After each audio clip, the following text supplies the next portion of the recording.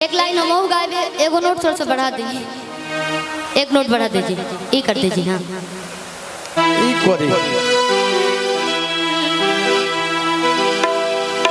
आगे रही कि जोड़ी बनल रहे दुल्हा दुल्ही हो, जोड़ी बनल रहे दुल्हा दुल्हीन के। बहुत मीठा बा, बहुत मीठा बा। कि समधि समधिन के ना, ये असली भोजपुरी के पानी के पावर है। सब दिन सबका से महंगे बिकाला। भारत के छोड़िया मॉरिशस समुद्र पार, सूरीनाम, त्रिनिदाद सगरो बहाला। एक बार हाला करे के बाद भोजपुरी के नाम पे गावे के बाद दूल्हा दुल्हन का दिवस एक मिनट के गाने रहियो फैले हो के ना नचतलो। कि जोड़ी बनल रहे दुल्हा दुल्हीन के। फास्ट में चल जी। कि जोड़ी बनल रहे दुल्हा दुल्हीन के, समधिन के। ओ जोड़ी बनल रहे दुल्हा दुल्हीन के,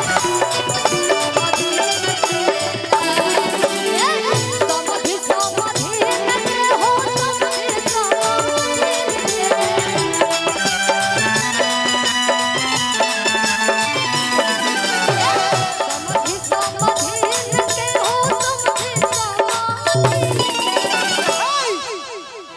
जोड़ी के भगवान एकदम सलामत रखी, पूरा परिवार को खुशहाल रखी। तो एक बार कि जोड़ी जा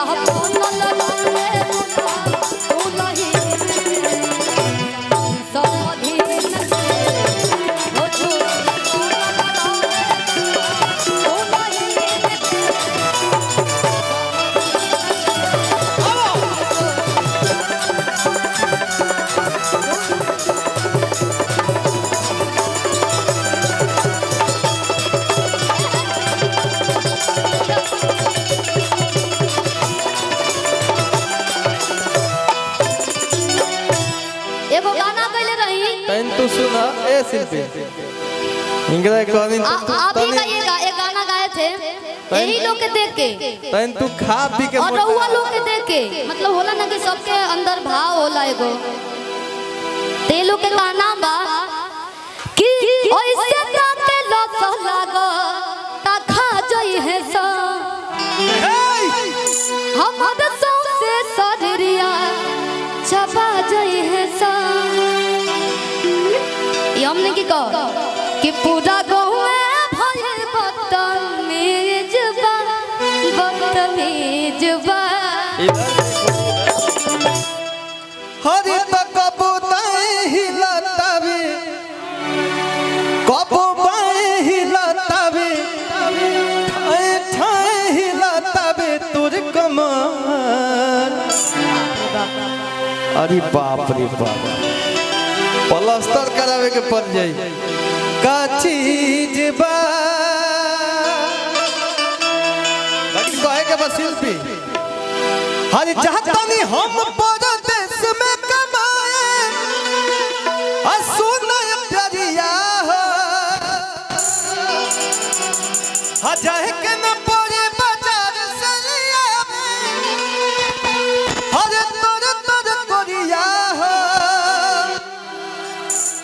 बोलो काका हम कदी रोपनिया जा, बोलो भंटा चाहिए। एक सेकंड पीछे आई सब लोग देखा था कि खाली एक ही लोग में बिजी बानी, तो सब लोग में बिजी रही उताका तरीके कहीं दुल में तो बोलो काका हम कदी रोपनिया जा। कहे के बा 3 कट्ठा बलुआ 1.5 कट्ठा भंटा। ए राजा 3 कट्ठा बलुआ 1.5 कट्ठा भंटा, तू 1 कट्ठा भंटा।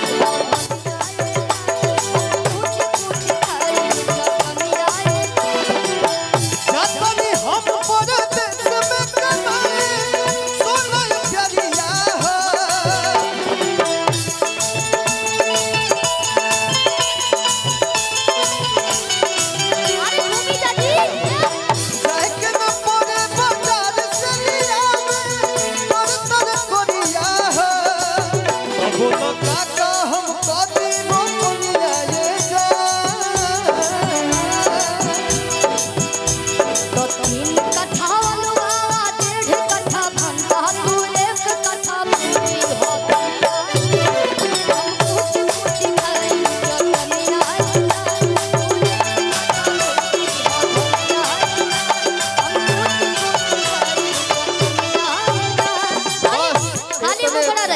खाली 10 गो मुखड़ा गावल जाए। और भी फरमाइश बा कुछ कैसे कि सैया जलिया दे तारे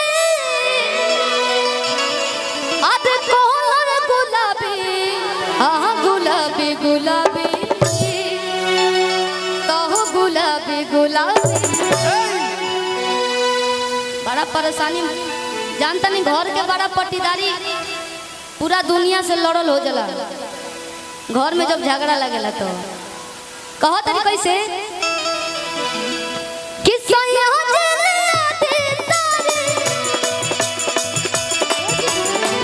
सैया जलिया दे तारे कोहर गुलाबी हाँ गुलाबी गुलाबी हाँ गुलाबी गुलाबी जवाना में कपड़े घास रही हाँ गुलाबी गुलाबी जवान सारी से घास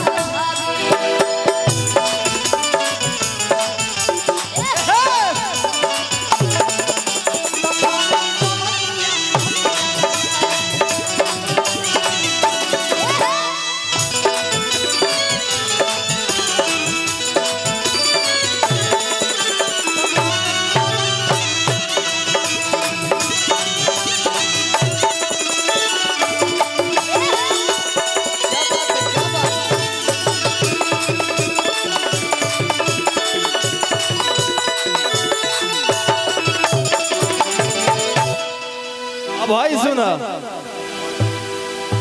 तमाम मीडिया वाला भैया आइल बने सबके स्वागत बा साथ ही साथ विकास भैया भी और एने बानी भैया तनी कम करी बहुत एक साथ हम शिल्पी मंच पे ना गाइले जाए काहे से कि इनकर स्केल कुछ और बा हमारे स्केल कुछ और बा तनी कम करी तू को